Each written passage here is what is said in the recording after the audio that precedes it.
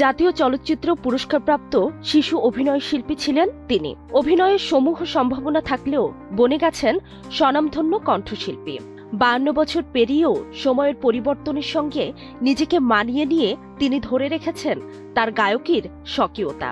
বায়োগ্রাফে আজকের গল্পের চরিত্র বাংলা সঙ্গীতের জনপ্রিয় কণ্ঠশিল্পী আঁখি আলমগীর। আঁখি আলমগীর বাংলাদেশের জনপ্রিয় কণ্ঠশিল্পীদের একজন।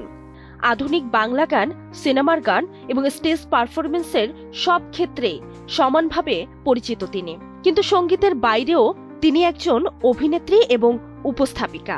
বহুমুখী প্রতিভার অধিকারী এই শিল্পীর আজ জন্মদিন। 1974 সালের 7 জানুয়ারি ঢাকায় আঁখি আলমগীরের জন্ম। বেড়ে উঠেছেন সাংস্কৃতিক পরিমণ্ডলে। তার বাবা বাংলাদেশের নন্দিত অভিনেতা আলমগীর এবং মা গীতিকার খসনুর আলমগীর। আলমগীরের দ্বিতীয় বিয়ের সূত্রে বাংলাদেশের কিংবদন্তি সঙ্গীত শিল্পী রুনা লায়লা তার সৎমা। আঁখি আলমগীর তিনবার বিয়ের পিঁড়িতে বসেছেন। 2 সন্তানের জননী তিনি। একজন প্রতিষ্ঠিত সঙ্গীত শিল্পী হলেও শোবিজে আঁখি আলমগীরের শুরুটা হয়েছিল অভিনয় দিয়ে। তিনি 1984 সালে আমজাদ হোসেনের কালজয়ী ছবি ভাত দেতে অভিনয়ের জন্য শ্রেষ্ঠ শিশু শিল্পী বিভাগে জাতীয় চলচ্চিত্র পুরস্কার লাভ করেন। কিন্তু তখনও তার ধ্যান জ্ঞান ছিল সঙ্গীতকে ঘিরেই।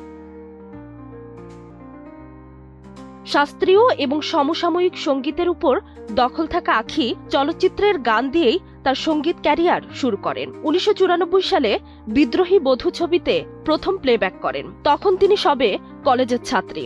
তার প্রথম একক অ্যালবাম প্রথম কলি প্রকাশিত হয় 1997 সালে। সেই থেকে এ পর্যন্ত 19টি একক এবং বিভিন্ন শিল্পীর সঙ্গে 50টিরও বেশি দ্বৈত ও মিশ্র অ্যালবাম প্রকাশ করেছেন। এছাড়া প্রায় 130টি চলচ্চিত্রে প্লেব্যাক করেছেন। স্বীকৃতি হিসেবে জাতীয় চলচ্চিত্রের সেরা প্লেব্যাক কণ্ঠশিল্পী সহ পেয়েছেন নানা পুরস্কার ও সম্মাননা। দেশ বিদেশের বিভিন্ন কনসার্টে অংশ নিয়ে কাটছে আঁখি আলমগীরের বর্তমান দিনকাল।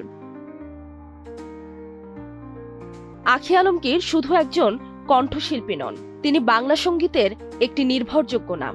দীর্ঘ পথ চলায় তিনি প্রমাণ করেছেন জনপ্রিয়তা নয়, টিকে থাকার মূল শক্তি হল সাধনা, সততা আর সুরের প্রতি ভালোবাসা। কোনো সন্দেহ নেই, ভবিষ্যতেও আমাদের স্মৃতি, আবেগ আর ভালোবাসার গল্প হয়ে বেঁচে থাকবে আঁখি আলমগীরের গান।